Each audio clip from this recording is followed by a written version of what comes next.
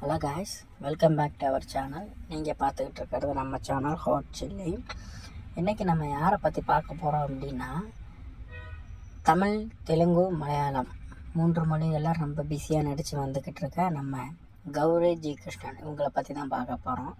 இவங்களை பற்றி சொல்லணும் அப்படின்னா, இவங்க 1999 பிறந்திருக்காங்க. 26 வயசு ஆகுது. இவங்க கேரளாவில் இருக்கிற அடூர் அப்படின்ற ஏரியாவில் தான் இருக்காங்க.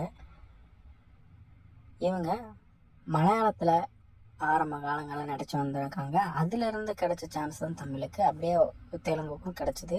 இவங்க என்ன தான் மலையாளத்தில் நிறைய படங்கள் நடிச்சிருந்தாலுமே இவங்களுக்கு பேசக்கூடிய, அதாவது வைரலாக பரவிய ஒரு படம் அப்படின்னா நம்ம விஜய் சேதுபதி, த்ரிஷா இவங்க 2 பேரும் நடித்த 96 அப்படின்ற படம் தான். அந்த படத்தில் விஜய் சேதுபதி, த்ரிஷாவும் லீட் ரோல் பண்ணியிருப்பாங்க. ஸோ த்ரிஷாவோட கேரக்டருக்கு அப்படியே, அதாவது ஜானு அப்படின்ற கேரக்டருக்கு நம்ம கௌரி ஜி கிருஷ்ணன் இவங்க ப்ளே பண்ணியிருப்பாங்க. அந்த ரோல் ரொம்ப, அதாவது அந்த டீனேஜ் ரோல் ரொம்ப வைரலாச்சு. அந்த காட்டுற ஒவ்வொரு சீனுமே ரொம்ப வைரலாச்சு. ஸோ அந்த பிஜிஎம்முக்கும் அந்த சீனுக்கும் செம்ம ஒரு சூட்டாக இருந்துச்சு. அந்த சீனுக்கு நிறைய வரவேற்பு இருந்துச்சு. அந்த சீனுக்கு மட்டும் இல்லை, அந்த படங்களில் ஃப்ளாஷ்பேக் சீனில் வர எல்லா சீனுமே ரொம்ப நல்லா தான் இருந்துச்சு. அதேமாரி தெலுங்கில் இவங்க பேசுகிற மாதிரி ஒரு படமும் பண்ணல. மலையாளமுமே அது மாதிரி தான். ஸோ தமிழ், தெலுங்கு, மலையாளம் 3 மொழிகள் நடிச்சிருந்தாலுமே இவங்களுக்கு கை கொடுத்த ஒரு படம் அப்படின்னா அது 96 தான். 96க்கு அப்புறமும் நிறைய படங்கள் நடிச்சிருக்காங்க. ஸோ எத்தனை படம் நடிச்சிருந்தாலும் அந்த 96 மாதிரி இவங்களுக்கு வரவேற்பு கொடுத்த படம் எந்த படமும் கிடையாது.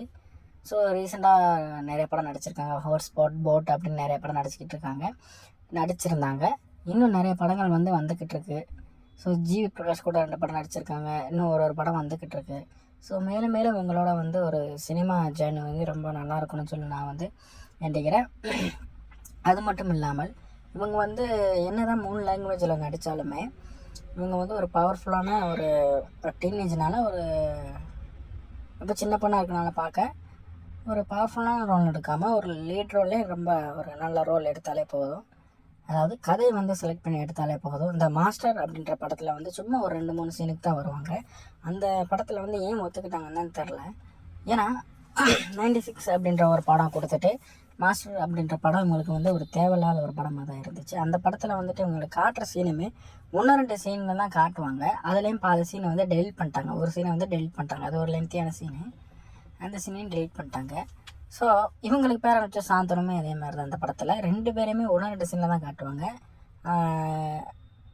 ரொம்ப கேர்ஃபுல்லாக இருந்து சூஸ் பண்ணிக்கலாம்னு சொல்லி நான் நினைக்கிறேன். ஏன்னா மாஸ்டர் அப்படின்ற படம் இவங்களுக்கு ஒரு தேவையில்லாத படமாக தான் அமைஞ்சிச்சு. அதே மாதிரி நிறைய படங்கள் இவங்க தேவையில்லாமல் தான் எடுத்திருக்காங்க. ஸோ கதைகள் கரெக்டாக தேர்வு செஞ்சு எடுத்தாங்கன்னா இவங்க தமிழ் சினிமாவில் ஒரு மிகப்பெரிய ஒரு சிறந்த ஒரு ஹீரோயினியாக, ஒரு நடிகையாக, ஒரு கதாநாயகியாக வரலாம்னு நான் நினைக்கிறேன். ஸோ அடுத்தடுத்த வீடியோ யாருக்கு போடணும் அப்படின்னு நான் எப்போயுமே வழக்கமாக சொல்கிற மாதிரி கமெண்ட் பண்ணுங்கள். ஸோ இந்த மாதிரி வீடியோ அடுத்தடுத்து வரணும்னு நம்ம சேனல் லைக் பண்ணுங்கள், ஷேர் பண்ணுங்கள், சப்ஸ்கிரைப் பண்ணுங்கள். முடிஞ்ச வரைக்கும் நம்ம வியூஸ் அதிகரிக்க பார்ப்போம். ஏன்னா இப்போ தான் நமக்கு ஒன்றுன்னா மோனிடேஷன் ஆகிறதுக்கு ஒரு ஸ்டெப்பாக வந்துக்கிட்டு இருக்கு. ஸோ உங்களால் தான் என்ன முடியும். நன்றி, வணக்கம். அடுத்த வீடியோ யாருக்கு போடலான்னு கமெண்ட் பண்ணுங்கள். நிறைய கமெண்ட் வருது, ஒன்றுன்னா எடிட் பண்ணிக்கிட்டு இருக்கேன். யாரும் ஃபீல் பண்ணாதீங்க, ஒரு வீடியோவாக வரும். நன்றி, வணக்கம். இந்த வீடியோ உங்களுக்காக பார்த்து என்ஜாய் பண்ணுங்கள்.